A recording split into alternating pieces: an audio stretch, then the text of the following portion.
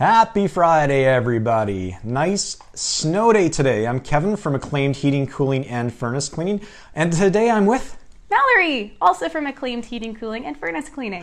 I'm so happy to be with you here today, Mallory. Tammy is off. She's driving to Jasper right now in that thick snow. Oh, no. So hopefully that's going okay. I'm real excited to be with you here today. And it's our 23rd anniversary. That's so exciting. Yeah, and we've been doing that here for some promotions, some filters and humidifier pads. It's actually been pretty overwhelming. Lots of people getting lots of filters to stock up on those during the sale, which is great. But before we go any further, there's a Dear Keven letter today. Yes, so there is. What is that? All right, so it goes, Dear Kevin, with Christmas right around the corner, I am playing with the idea of gifting a garage heater to my husband. He spends lots of time in there working on his car, and I think this would be a nice upgrade from the space heaters. Can you share some information on what is involved in getting a garage heater, what I should consider when choosing a unit, and what kind of cost I should expect? Signed, Christmas Garage Gifter. Okay, fantastic. That is a great gift, by the way. Yes, it is. So that would be fantastic. So here's a couple of things to keep in mind. So to get a garage heater, we typically call those unit heaters. They're hung from the ceiling, and that's the most common type. And we need a few things in there for the garage for us to do that. We need natural gas. In a newer house, sometimes it's there. Sometimes we have to run quite an extensive gas line. So depending on what your gas line requirements are, and if it's there, that will dictate the price quite a lot. And then there's also electricity. So we also need an electrical box and control for that unit also. So depending on whether that's there or not, those are two things that really affect the price quite a lot.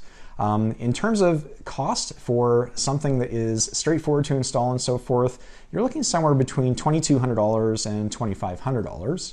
And one thing I always suggest in terms of educating people a little on that is you can get a small unit heater, what we would call 30,000 BTU, so not terribly hot, but it'll keep your garage plenty warm. But if you work in there and that garage door is opening and closing quite a bit, it's really nice to get something that's like double the capacity. It's not a whole lot more expensive, and that way when that garage door opens, it's going to heat it quite fast. Yeah. And usually people leave it around 5 degrees usually. That's not bad. But then when you go out there to work, you want that heat up quickly. And if it's cold outside, it takes a longer time. So that's kind of my recommendation for that.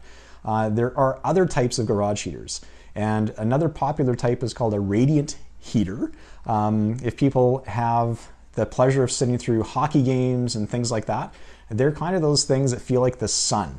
So yeah, that's my favorite spot to sit. Yeah, that would be great almost every time outside in the wintertime too. And those are really nice if you work in your garage a lot and you don't want that kind of sound from that unit heater or air blowing. A lot of guys that are mechanics, that's their real passion. They love those things because it heats up objects. It's quiet, and it's a really, really amazing thing. What you do need there, though, is you need a higher ceiling. You don't want that type of garage heater too close to your car. Oh, no. Otherwise, your car gets warts and pimples on it from that heat. So you don't want that. No. But so long as you've got a high enough garage, that'll work well for you on that end also. So hopefully that answers your questions. Hopefully you get the right type of garage heater. I'm sure any type you're installing your husband will love. And that's absolutely fantastic.